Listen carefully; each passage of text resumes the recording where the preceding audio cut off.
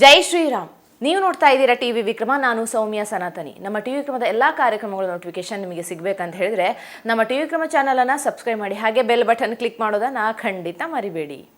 ತೆಲುಗಿನ 4 ಸಿನಿಮಾಗಳನ್ನು ನೋಡೋದು, ಆ ಸಿನಿಮಾಗಳ ನಟನೆ ಮೈ ಮೇಲೆ ಬಂದಂತೆ ಆಡೋದು, ಬಾಯಿಗೆ ಬಂದ ಹಾಗೆ ಡೈಲಾಗ್ ಹೊಡೆಯೋದು, ಮೈಕ್ ಕಂಡ್ರೆ, ಮೀಡಿಯಾಗಳ ಕ್ಯಾಮರಾಗಳು ಕಂಡ್ರೆ, ವೇದಿಕೆ ಸಿಕ್ಕರೆ ತೆಲುಗು ಹೀರೋನಂತೆಯೇ ಡೈಲಾಗ್ ಹೊಡೆಯೋದು, ಬಿಜೆಪಿಯ ದೊಡ್ಡ ದೊಡ್ಡ ನಾಯಕರ ಬಗ್ಗೆ ಕೆಟ್ಟದಾಗಿ ಮಾತಾಡೋದು, ಆ ಮೂಲಕ ಯಾವಾಗಲೂ ಸುದ್ದಿಯಲ್ಲಿರೋದು.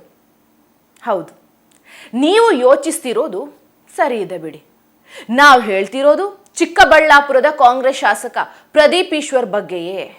ಸದಾ ಸುದ್ದಿಯಲ್ಲಿದ್ದು ದೊಡ್ಡ ನಾಯಕನ ತರಹ ಬಿಲ್ಡಪ್ ಕೊಡೋ ಪ್ರದೀಪ್ ಈಶ್ವರ್ ಈಗ ಮದ್ದೂರಿನಲ್ಲಿ ಗಣೇಶ ಮೂರ್ತಿಯ ಮೆರವಣಿಗೆ ವೇಳೆ ಮುಸ್ಲಿಮರು ಕಲ್ಲೆಸೆದ ಪ್ರಕರಣ, ಇನ್ನು ಜಾತಿ ಗಣತಿ ಕಾಲಂನಲ್ಲಿ ದಲಿತ ಕ್ರಿಶ್ಚಿಯನ್, ಬ್ರಾಹ್ಮಣ ಕ್ರಿಶ್ಚಿಯನ್ ಅಂತ ನಮೂದಿಸಿರುವ ಪ್ರಕರಣದಲ್ಲಿ ಅವರು ಮುಸ್ಲಿಮರು ಕ್ರೈಸ್ತರ ಪರವಾಗಿ ನಿಲ್ಲುವ ಮೂಲಕ ಹಿಂದೂ ವಿರೋಧಿ ನೀತಿ ಅನುಸರಿಸ್ತಾ ಇದ್ದಾರೆ. ನಾವು ಹಿಂದುತ್ವದ ಪರ, ನಾವು ವಿರೋಧ ಅಲ್ಲ. ನಾನು ಮುಂದಿನ ಜನ್ಮದಲ್ಲಿ ನಾನು ಹಿಂದೂ ಆಗೇ ಹುಟ್ಟೋದ್ರಿ. ನಾನು ಮುಂದಿನ ಜನ್ಮದಲ್ಲಿ ಹಿಂದೂ ಆಗೇ ಹುಟ್ಟತೀನಿ. ನನ್ನ ಧರ್ಮದ ಬಗ್ಗೆ ನನಗೆ ಗೌರವ ಇದೆ. ನನ್ನ ಧರ್ಮನ ನಾನು ಆರಾಧಿಸ್ತೀನಿ. ನಾನು ಹಿಂದೂ, ಮುಂದಿನ ಜನ್ಮದಲ್ಲೂ ಹಿಂದೂವಾಗಿಯೇ ಹುಡ್ತೇನೆ ಅಂತ ಬಿಲ್ಡಪ್ ಕೊಡುವಂಥ ಪ್ರದೀಪ್ ಈಶ್ವರ್ ಈಗ ಕ್ರೈಸ್ತರೇ ಬಂಧುಗಳು, ಮುಸ್ಲಿಮರೇ ನನ್ನ ಬಳಗ ಅಂತಿದ್ದಾರೆ. ಹಾಗಾಗಿ ನೀವೆಲ್ಲ ಈ ಪ್ರದೀಪ್ ಈಶ್ವರ್ ಅವರಿಗೆ ನೀವೆಂತ ಹಿಂದೂ ಸ್ವಾಮಿ ಅನ್ನೋ ಪ್ರಶ್ನೆಯನ್ನ ಕೇಳಲೇಬೇಕು. ಈ ಪ್ರದೀಪ್ ಈಶ್ವರ್ ಅವರು ಓಟಿಗೋಸ್ಕರ ಕ್ರೈಸ್ತರನ್ನಾದ್ರೂ ಮೆಚ್ಚಿಸಲಿ, ಮುಸ್ಲಿಮರ ಓಲೈಕೆಯನ್ನೇ ಮಾಡಲಿ, ಆದರೆ ಮಾತೆತ್ತಿದ್ರೆ ಬಾಬಾ ಸಾಹೇಬ್ ಅಂಬೇಡ್ಕರ್ ಅವರನ್ನ ನೆನೆಯುವಂತಹ, ಸಂವಿಧಾನದ ರಕ್ಷಕರು ಅಂತ ಬಿಲ್ಡಪ್ ಕೊಡುವಂತಹ ಪ್ರದೀಪ್ ಈಶ್ವರ್ ಅವರು ಸಂವಿಧಾನವನ್ನ ಸರಿಯಾಗಿ ಓದ್ಕೊಂಡಿಲ್ಲ ಅಂತ ಕಾಣಿಸ್ತದೆ. ಇದೇ ಕಾರಣಕ್ಕೆ ಅವರು ಜಾತಿ ಗಣತಿ ಕಾಲಂನಲ್ಲಿ ಕ್ರೈಸ್ತೀಕರಣ ಮಾಡೋಕೆ ಹೊರಟಿರೋದನ್ನ ಸಮರ್ಥಿಸ್ಕೊಳ್ತಾರೆ.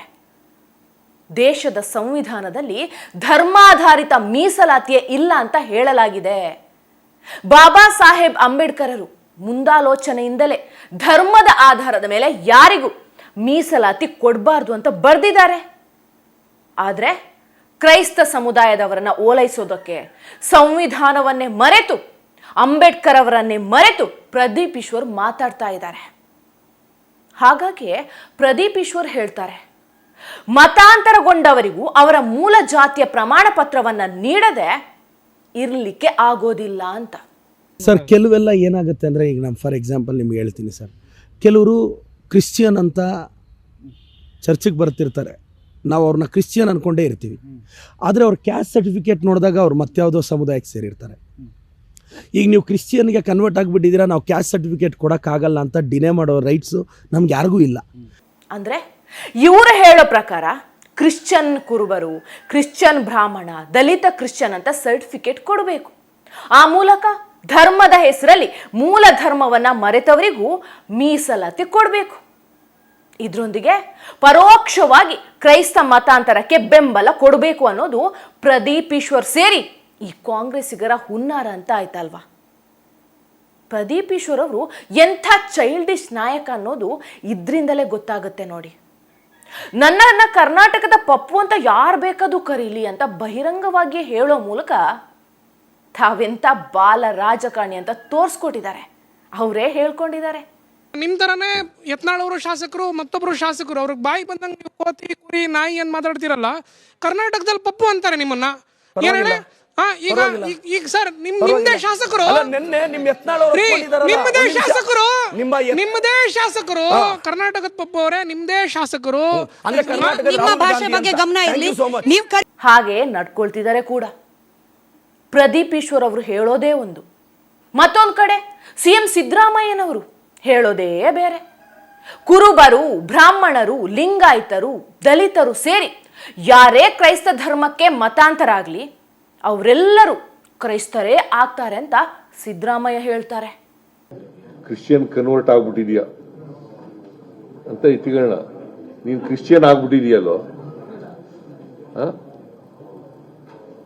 ಕ್ರಿಶ್ಚಿಯಾನಿಟಿ ಮೇಲೆ ನೀನ್ ಕ್ರಿಶ್ಚಿಯನ್ ಅಂತ ಬರೀ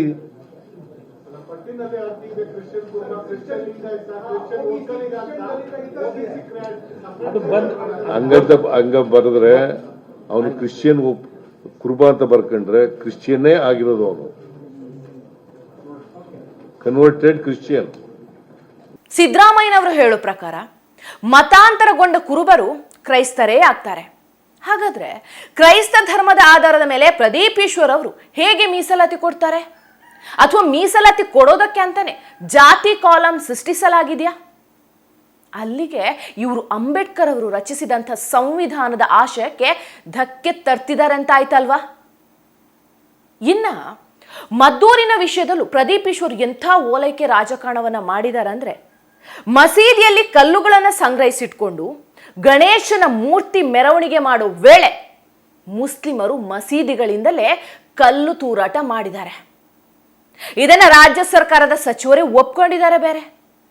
ಹೀಗಿರುವಾಗ ಯಾರೋ 4 ಮುಸ್ಲಿಮರು ಕಲ್ಲು ತೂರಾಟ ಮಾಡಿದ್ರು ಅಂತ ಇಡೀ ಧರ್ಮವನ್ನ ಟಾರ್ಗೆಟ್ ಮಾಡೋದು ಸರಿಯಲ್ಲ ಅಂತ ಪ್ರದೀಪ್ ಈಶ್ವರ್ ಹೇಳಿದ್ದಾರೆ. ಸರ್, ಈಗ ಮದ್ದೂರಲ್ಲಿ ಗಣೇಶ ವಿಸರ್ಜನೆ ವೇಳೆ ಒಂದು ಘಟನೆ ಆಯ್ತು. ಕಲ್ಲು ಯಾರು ಹಾಕಿದ್ದಾರೆ? ಅವ್ರನ್ನ ಒದ್ದೊಳಕ್ ಹಾಕಿದೀವ, ಅರೆಸ್ಟ್ ಮಾಡಿದೀವ. ಕಲ್ಲು ಯಾವ ಧರ್ಮದವ್ರು ಹಾಕಿದ್ರು ತಪ್ಪೆ. ಆದ್ರೆ ಅವ್ರು ಎಂಟೈರ್ ಒಂದು ಧರ್ಮವನ್ನ ಯಾಕೆ ಟಾರ್ಗೆಟ್ ಮಾಡ್ತಿದ್ದಾರೆ? ಎಲ್ಲಾ ಧರ್ಮದಲ್ಲೂ ಎಲ್ಲರೂ ತಪ್ಪು ಮಾಡ್ತಿರ್ತಾನೆ, ಯಾಕೆ ಒಂದು ಧರ್ಮನ ಟಾರ್ಗೆಟ್ ಮಾಡ್ತಿದ್ದಾರೆ? ಹಾಗಾದ್ರೆ ಮುಸ್ಲಿಮರು ಹಿಂದೂಗಳನ್ನೇ ಯಾಕೆ ಟಾರ್ಗೆಟ್ ಮಾಡಿಕೊಂಡು ದಾಳಿ ಮಾಡಿದ್ರು ಪ್ರದೀಪ್ ಈಶ್ವರ್ ಅವರೇ? ಯಾರೋ 4 ಮುಸ್ಲಿಮರು ಕಲ್ಲು ತೂರಾಟ ಮಾಡೋದೇ ಆದ್ರೆ ಮಸೀದಿಯಿಂದಲೇ ಯಾಕೆ ಕಲ್ಲು ತೂರಬೇಕು? ಅಂದ್ರೆ ಹಿಂದೂಗಳ ಮೇಲೆ ದಾಳಿ ಮಾಡೋದಕ್ಕೆ ಮುಸ್ಲಿಮರೆಲ್ಲರೂ ಸೇರ್ಬಿಟ್ಟು ಸಂಚು ಮಾಡಿದ್ರು ಅಂತ ಆಗ್ಲಿಲ್ವಾ?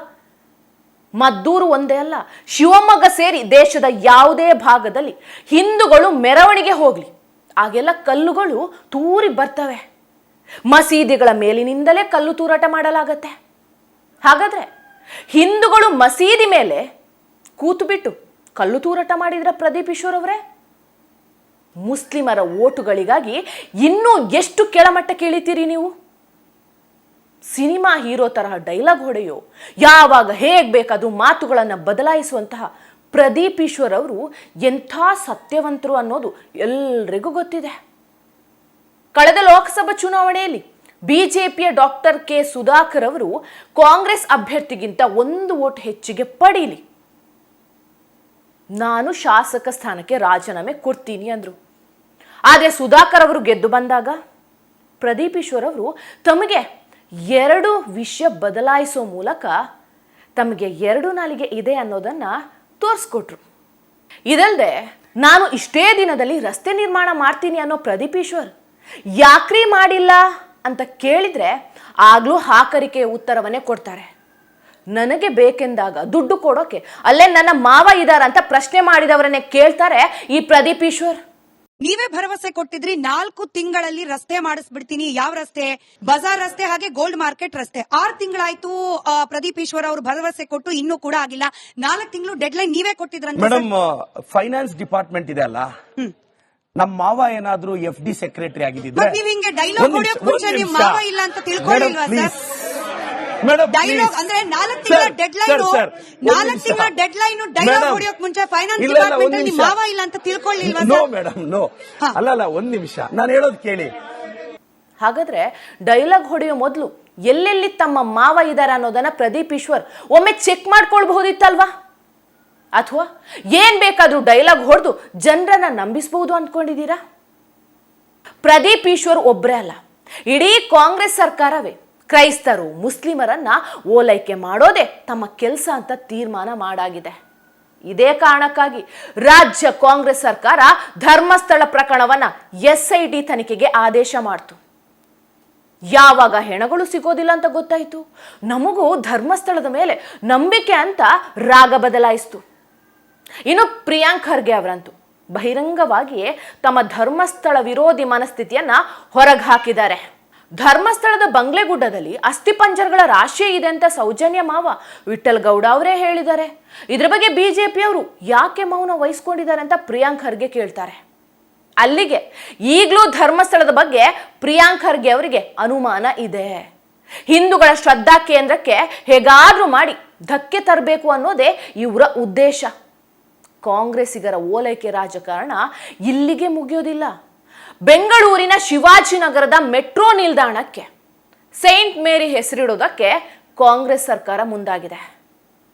ಮೊಘಲರಿಂದ ಹಿಂದೂ ಧರ್ಮವನ್ನು ರಕ್ಷಿಸಿದ, ಹಿಂದೂ ಧರ್ಮದ ಪುನಶ್ಚೇತನಕ್ಕಾಗಿ ಹೋರಾಡಿದ ಛತ್ರಪತಿ ಶಿವಾಜಿಯವರು ಬಾಲ್ಯದ ದಿನಗಳನ್ನು ಕಳೆದ್ರು ಅನ್ನೋ ಕಾರಣಕ್ಕಾಗಿ ಶಿವಾಜಿನಗರ ಎಂಬ ಹೆಸರು ಬಂತು. ಈ ಶಿವಾಜಿನಗರದಲ್ಲಿ ಇರುವಂಥ ಮೆಟ್ರೋ ನಿಲ್ದಾಣಕ್ಕೆ ಸೈಂಟ್ ಮೇರಿ ಹೆಸರು. ಇದಕ್ಕೆ ಸರ್ಕಾರ ಮುಂದಾಗಿದೆ. ಇವರ ಉದ್ದೇಶ ಏನು ಅನ್ನೋದು ಗೊತ್ತಾಗುತ್ತೆ. ಹಿಂದೂಗಳ ಮೇಲೆ ಮುಸ್ಲಿಮರು ದಾಳಿ ಮಾಡಲಿ, ಕಲ್ಲು ತೂರಾಟ ನಡೆಸಲಿ, ರಾಜ್ಯ ಸರ್ಕಾರ ಮಾತ್ರ ಮುಸ್ಲಿಮರನ್ನೇ ಓಲೈಸಬೇಕು. ಕ್ರೈಸ್ತರ ಮತಾಂತರಕ್ಕೆ ಪ್ರೋತ್ಸಾಹ ನೀಡೋದಕ್ಕೆ ಜಾತಿ ಗಣತಿಯಲ್ಲಿ ಅವರಿಗೆ ಒಂದು ಕಾಲಮ್ ನೀಡಬೇಕು. ಹಿಂದೂಗಳನ್ನು ಒಡೆದು ಕ್ರೈಸ್ತ, ದಲಿತ, ಕ್ರೈಸ್ತ, ಬ್ರಾಹ್ಮಣ ಅಂತ ಮಾಡಬೇಕು. ಶಿವಾಜಿನಗರದಲ್ಲಿ ಮೆಟ್ರೋ ನಿಲ್ದಾಣ ಇದ್ರೇನು, ಅದಕ್ಕೆ ಸೈಂಟ್ ಮೇರಿ ಅಂತ ಹೆಸರಿಡಬೇಕು. ಯಾವನೋ ಸಾಬಿ ವಿಡಿಯೋ ಮಾಡ್ದಂತ ಧರ್ಮಸ್ಥಳ ಪ್ರಕರಣವನ್ನು SIT ತನಿಖೆಗೆ ವಹಿಸಬೇಕು. ಹೀಗೆ ಒಂದಲ್ಲ ಎರಡಲ್ಲ 10 ಪ್ರಕರಣಗಳಲ್ಲಿ ಕಾಂಗ್ರೆಸ್ ಸರ್ಕಾರ ಹಿಂದೂ ವಿರೋಧಿ ಮನಸ್ಥಿತಿಯನ್ನೇ ಪ್ರದರ್ಶಿಸಿದೆ. ಇದಕ್ಕೆ ಪುಷ್ಟಿ ನೀಡೋದಕ್ಕೆ ಅಂತಾನೆ ಪ್ರದೀಪ್ ಈಶ್ವರ್ ಅವರಂಥ ಎಳಸು ರಾಜಕಾರಣಿಗಳು ಇರ್ತಾರೆ ಬಿಡಿ. ಇಂಥ ಕಾಂಗ್ರೆಸ್ಸಿಗರಿಂದಾಗಿ ಸಮಸ್ಯೆ ಎದುರಿಸೋದು, ಕಲ್ಲೇಟು ತಿನ್ನೋದು ಮಾತ್ರ ಹಿಂದೂಗಳು. ಛೇ. ಟಿವಿ ವಿಕ್ರಮ, ದೇಶ ನಿಮ್ಮ ಕೈಯಲ್ಲಿ. ಈ ಕಾರ್ಯಕ್ರಮ ನಿಮಗೆ ಇಷ್ಟ ಆಗಿದ್ದಲ್ಲಿ ಲೈಕ್, ಶೇರ್ ಹಾಗೂ ಕಮೆಂಟ್ ಮಾಡಿ. ಟಿವಿ ವಿಕ್ರಮದ ಕಾರ್ಯಕ್ರಮಗಳನ್ನು ನಿರಂತರವಾಗಿ ವೀಕ್ಷಿಸಲು ಸಬ್ಸ್ಕ್ರೈಬ್ ಮಾಡಿ, ಬೆಲ್ ಐಕನ್ ಒತ್ತಿ.